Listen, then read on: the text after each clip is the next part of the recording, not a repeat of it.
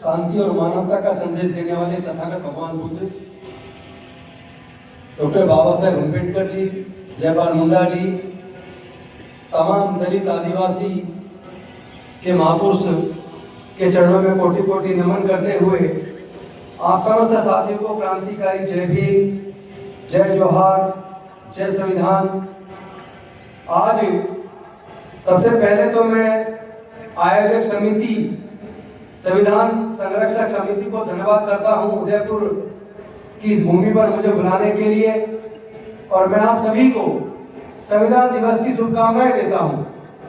लेकिन आज इस बात पर चर्चा जरूर होनी चाहिए कि हमारे समाज को, पूरे भारत को 4 वर्णों में किसी विदेशी ने नहीं बांटा।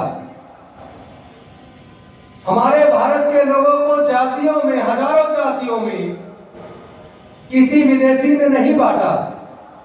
हमारे देश के तमाम दलित, पिछड़े, आदिवासी, इनको हजारों साल तक पढ़ने लिखने से, व्यापार करने से, संपत्ति रखने से, सम्मान का जीवन जीने से वंचित रखने का काम भी किसी विदेशी ने नहीं किया। तो फिर हमारा दुश्मन कौन है और हमारा दोस्त कौन है? इस बात को जानने के लिए हमें अपने देश के इतिहास को पढ़ना होगा।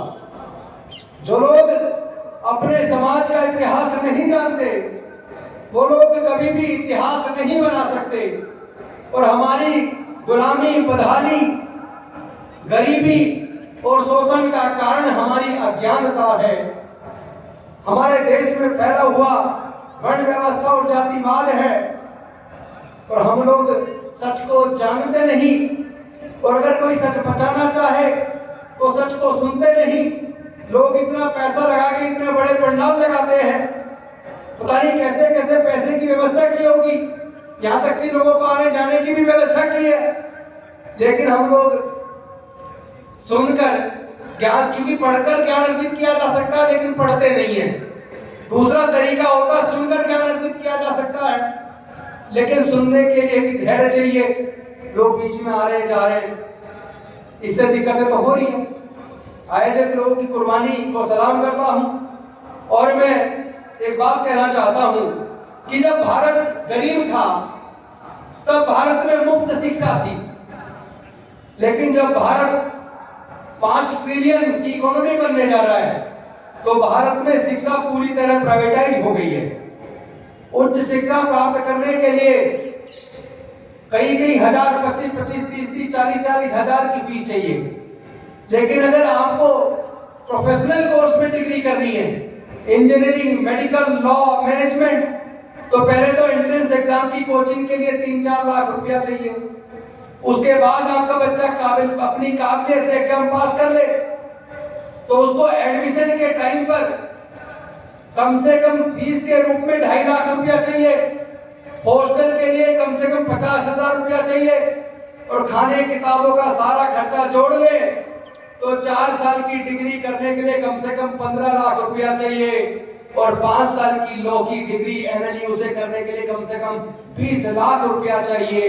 मैं आप सबसे पूछना चाहता हूं, जितने लोग सामने बैठे हैं, जितने लोग मंच के पीछे दाएं बाएं बैठे हैं, आप बताइए क्या 99% SC ST के लोग, 98% OBC के लोग, 98% माइनॉरिटी के लोग और जनरल कैटेगरी के भी क्या 75% लोग अपने बच्चों की टेक्निकल एजुकेशन, हायर एजुकेशन का खर्चा, ये 15 से 20 लाख रुपए का खर्चा उठाने में सक्षम है क्या? तो फिर हम सरकारें क्यों चुन रहे हैं? सरकारें किसके लिए चुन रहे हैं? जब हम सरकारों को चुनते हैं, जो लोग MP और MLA जीत कर जाते हैं, विधानसभा में और संसद भवन के अंदर शपथ लेते हैं, जब लोग मंत्री और मुख्यमंत्री, प्रधानमंत्री, राष्ट्रपति पद की शपथ लेते हैं, जब लोग मुख्य न्यायाधीश व अन्य न्यायाधीश के पद की शपथ लेते हैं, जब लोग कलेक्टर बनते हैं उसकी शपथ लेते हैं, तो शपथ लेते हुए कहते हैं कि मैं भारत के संविधान की शपथ लेता हूँ, बिना किसी राग द्वेष के, बिना किसी पक्षपात के मैं सबके साथ न्याय करूंगा। लेकिन जब वो पद पे पहुंच जाते हैं उसके बाद अन्याय शुरू करते हैं। क्योंकि कौन लोग हैं जो ये कह रहे थे कि 400 पार दो तो संविधान बदल देंगे, सांसद ही तो कह रहे थे, कुछ मंत्री तो कह रहे थे। तो जो संविधान बदलने की बात करे वो देशद्रोह नहीं है तो क्या है? जो किसी एक धर्म का राष्ट्र बनाने की बात करे वो देशद्रोही है तो क्या है? जो देश की सारी शिक्षा को प्राइवेटाइज करके महंगा करके आम लोगों से छीन ले, ये देशद्रोह नहीं है तो क्या है? मैं पूछना चाहता हूँ, क्या शिक्षा के ऊपर सब हक नहीं है? सब क्या सबको समान रूप से एक बराबर शिक्षा नहीं मिलनी चाहिए? अगर सरकारें चाहे सबको बराबर शिक्षा देनी, अमीर का बच्चा हो या गरीब का बच्चा हो, कम से कम सबको एक जैसा अवसर तो दे दो। कैसे मिलेगा? मिल सकता है, बस एक योजना बना दो।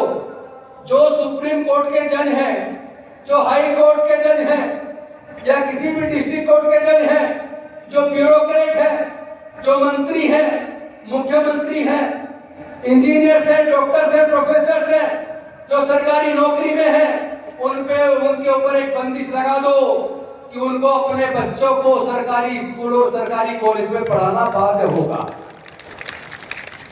उनको अगर अपना इलाज कराना है तो सरकारी कॉलेज के, सरकारी हॉस्पिटल के अंदर कराना होगा।